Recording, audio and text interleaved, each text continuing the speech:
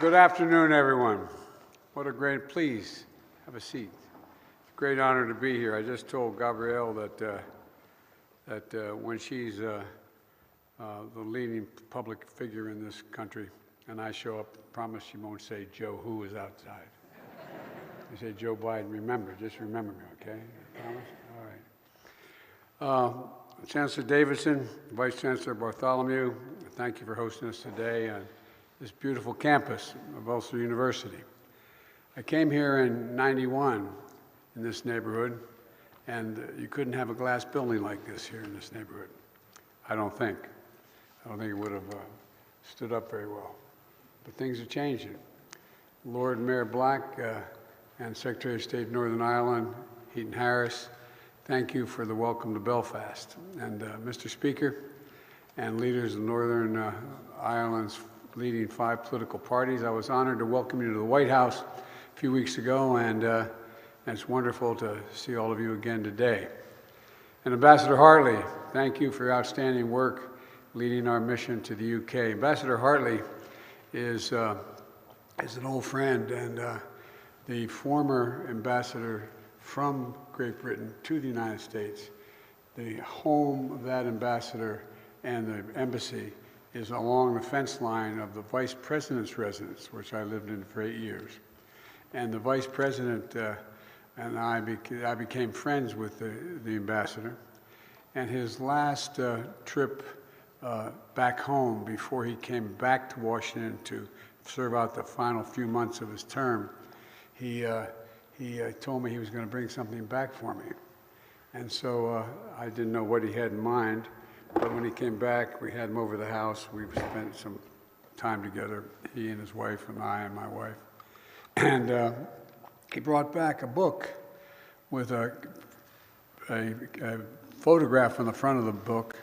It had been just reprinted, the book, of a somewhat stout British captain in his quarters with a big bulldog sitting next to him.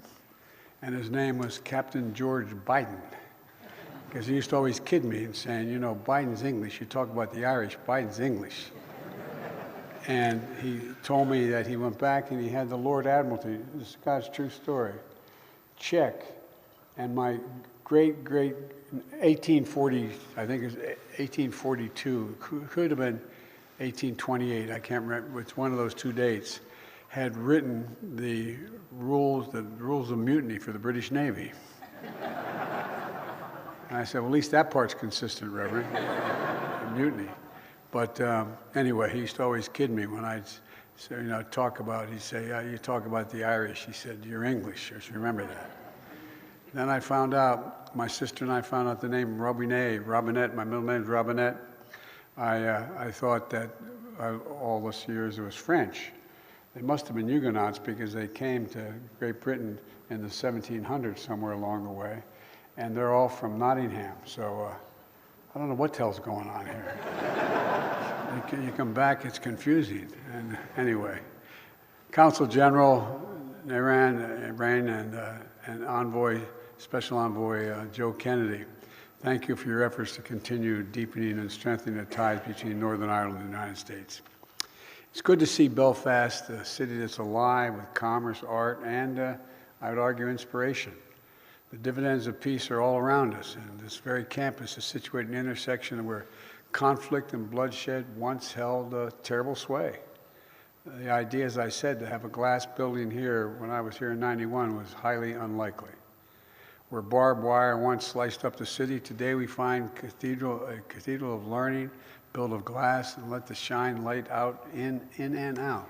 It just has a profound impact for someone who's come back to see it.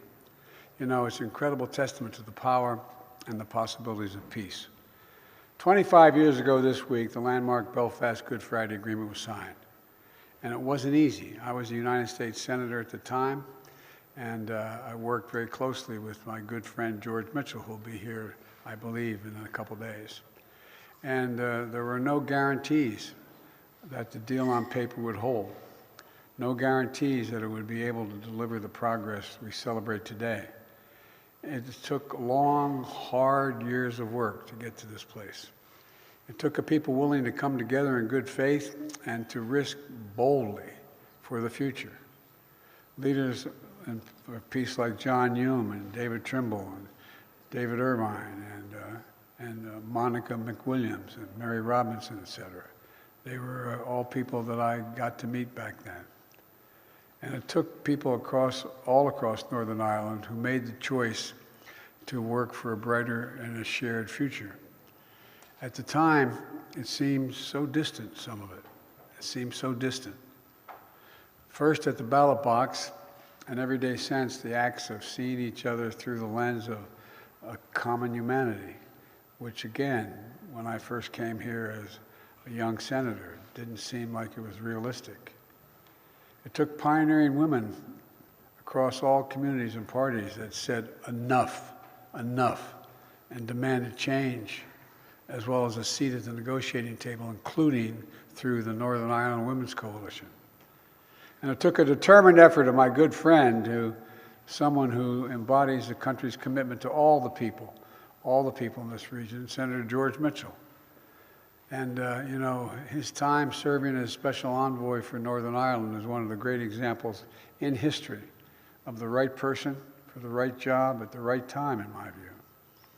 I think sometimes, especially when the distance of history, we forget how hard-earned, how astounding that peace was at the moment. It shifted the political gravity in our world. Literally, it shifted the political gravity. In 1998, it was the longest-running conflict in Europe since the end of World War II. Thousands of families had been affected by the Troubles. Losses were real. The pain was personal. I need not tell many people in this audience. Every person killed in the Troubles left an empty chair at that dining room table and a hole in the heart that was never filled for the ones they lost. Peace was not inevitable. We can't ever forget that. There was nothing inevitable about it. As George Mitchell often said, the negotiations had, quote, 700 days of failure and 1 day of success. 700 days of failure and 1 day of success.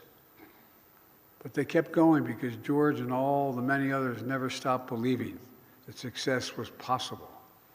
And I want all of you to know, especially the young people in the audience today, and don't jump, okay? Oh, I didn't see it all the way up there.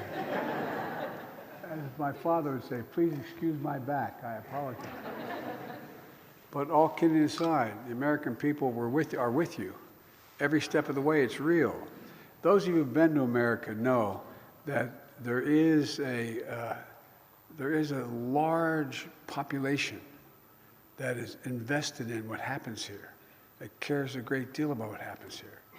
Supporting the people of Northern Ireland, protecting the peace, preserving the Belfast Good Friday Agreement is a priority for Democrats and Republicans alike in the United States, and that is unusual today because we've been very divided on our parties. This is something that brings Washington together. It brings America together. I spoke about this with Northern Ireland's political leaders as well as the Taoiseach on our St. Patrick's Day celebration at the White House. It's been the key focus for me throughout my career. I remember working as a senator to see how the United States could support and encourage, bit by bit, any moves toward peace. I got elected in 1972 as a 29-year-old kid to the United States Senate. And it was just the start of it. I mean, it seemed like it was a goal that was so far away. I remember coming here, as I said, in '91, seeing this city divided and barricaded. Then in '94, when the ceasefire was declared, it was like a sea change. The tide of violence began to recede, hope rolling in. In 1998, overwhelming joy. It's hard to communicate just how deeply invested in your success, the people across the United States are. And those of you who've been there know it.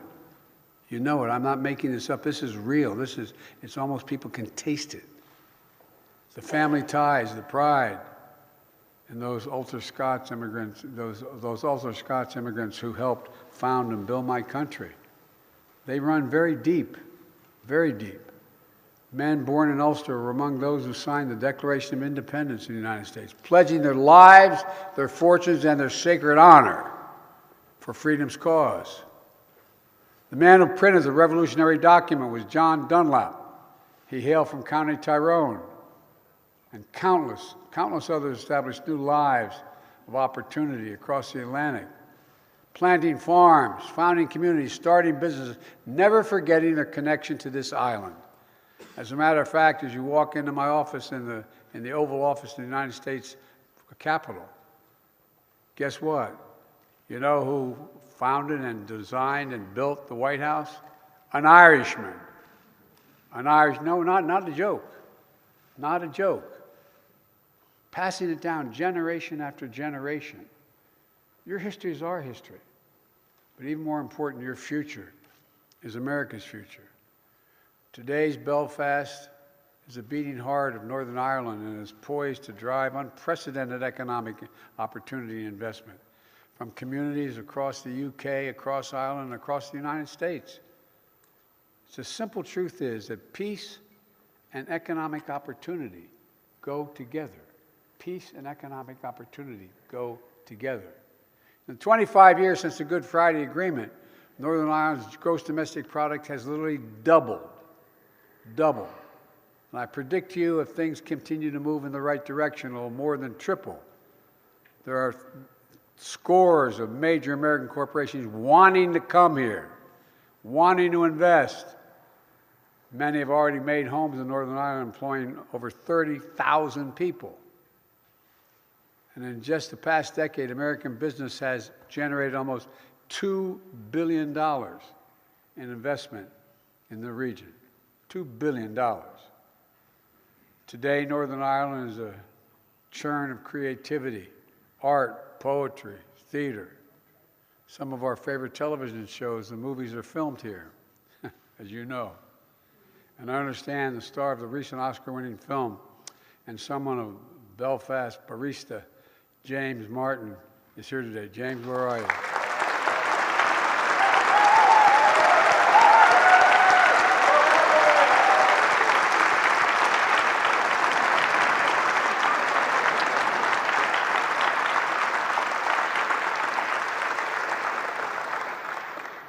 I got to meet James, and I got my picture taken. I'm going to go home and brag to my daughter. Cruise ships packed with tourists fill Belfast port. And young people, instead of fleeing for opportunities elsewhere, can see their futures and careers for themselves that speak to unlimited possibilities here. How many of you have heard over the years, those of you closer to my age, Mom, Dad, there's nothing here for me. I'm going to move. I'm going to leave. I got to go. Well, it's not happening now. So it's up to us to keep this going, to keep building on the work that has been done every day for the last 25 years, to sustain the peace, unleash this incredible economic opportunity, which is just beginning. I promise you. You think I'm joking. It's just beginning. We get this, keep it going. We all know there's more we can do together. You know, there's so much energy and dynamism, especially among young people who are starting their own businesses, blazing their own trails, connecting to the global community, entrepreneurs. And young people in Northern Ireland are on the cutting edge of sectors that are going to define so much of the future. Cyber, technology, clean energy, life sciences. Here in Northern Ireland, programs like Young Enterprise Northern Ireland, helping thousands of young people each year gain skills and pursue their goals as entrepreneurs. That's why I asked Joe Kennedy, my new special envoy in Northern Ireland of Economic Affairs, to help supercharge that work, to bring more businesses, more investment, more opportunity here to Northern Ireland, and help realize the enormous economic potential of this region. Because I know parenthetically, when that happens here, it gives faith to people around the world. If it can be done here, it can be done in my community. Not a joke. The world is changing. It's changing drastically. And it presents enormous opportunity, but also significant dangers. To that end, later this year, Joe's going to be leading a trade delegation of American companies in Northern Ireland. Now, I know the UK's departure from the European Union created complex challenges here in Northern Ireland. And I encourage the leaders of the UK and the EU to address the issues in a way that serve Northern Ireland's best interest. I deeply appreciate the personal leadership of Prime Minister Sunak and European Commissioner von der Leyen to reach an agreement. The Windsor Framework addresses the practical realities of Brexit and it's an essential step to ensuring hard-earned peace and progress to the Good Friday Agreements that they're preserved and strengthened. You know, the negotiators listened to business leaders across the UK and Ireland who shared what they needed to succeed. And I believe the stability and predictability offered by this framework will encourage greater investment in Northern Ireland, significant investment in Northern Ireland. I come from a little state where, the state of Delaware and back home, has more corporations that are registered in that state than every other state in the union combined. So I know a little bit about corporate attitudes. All the immense progress we see around us was built through conversation and compromise, discussion and debate, voting and inclusion. It's an incredible attestation to the power of democracy to deliver needs for all the people. And now I know better than most how hard democracy can be at times. We in the United States have firsthand experience how fragile even long-standing democratic institutions can be. You saw what happened on January the 6th in my country. We learn anew with every generation that democracy needs champions. When I went to college, I was a political science major and history major. We were told every generation has to fight to preserve democracies. I didn't believe it at the time. I just thought it was automatic. We had this great democracy. What would we need to do? As a friend, I hope it's not too presumptuous of me to say that I believe democratic institutions established through the Good Friday Agreement remain critical to the future of Northern Ireland. It's a decision for you to make, not for me to make. But it seems to me they're related. An effective, devolved government that reflects the people of Northern Ireland and is accountable to them. A government that works to find ways through hard problems together is going to draw even greater opportunity in this region. So I hope the Assembly and the Executive will soon be restored. That's a judgment for you to make, not me, but I hope it happens. Along with the institutions that facilitate North-South and East-West relations, all of which are vital pieces of the Good Friday Agreement. For in politics, no matter what divides us, if we look hard enough, there are always areas that are going to bring us together if we look hard enough. Standing for peace, rejecting political violence must be one of those things.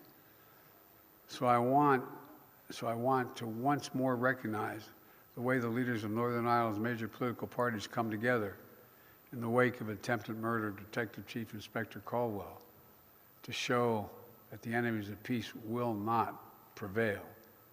Northern Ireland will not go back, pray God. The attack was a hard reminder that there will always be those who seek to destroy rather than rebuild. But the lesson of the Good Friday Agreement is this: in times when things seem fragile or easily broken, that is when hope and hard work are needed the most. That's when we must make our theme repair, repair.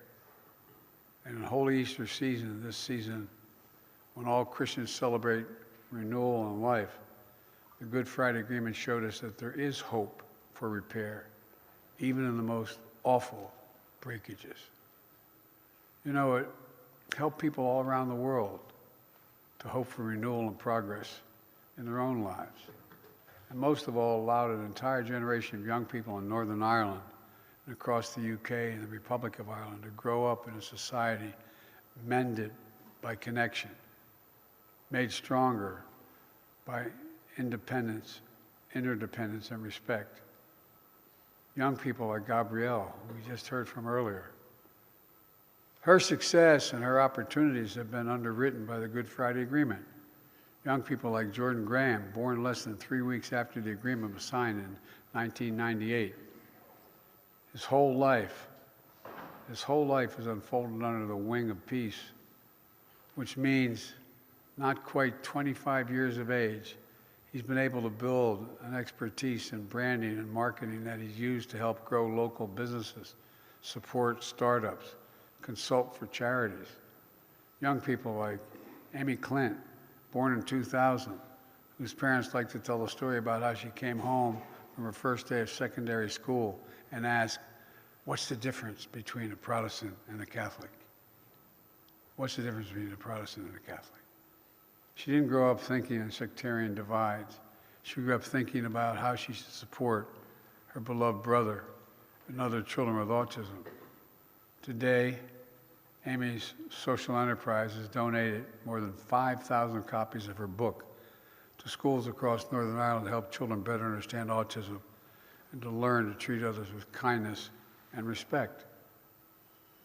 That's the real power of the Good Friday Agreement. Compassion. Compassion. It changed how this entire region sees itself. In the words of Morrissey, Belfast's first poet laureate, "What's left is dark and quiet, but bookended by light, as when Dorothy opens the dull cabin door, and what happens outside is technicolor. What happens outside is technicolor." This place is transformed by peace, made technicolor by peace, made whole by peace.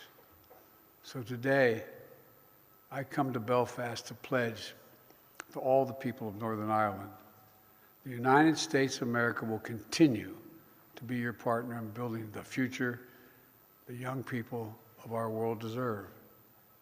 It matters to us, to Americans, and to me personally.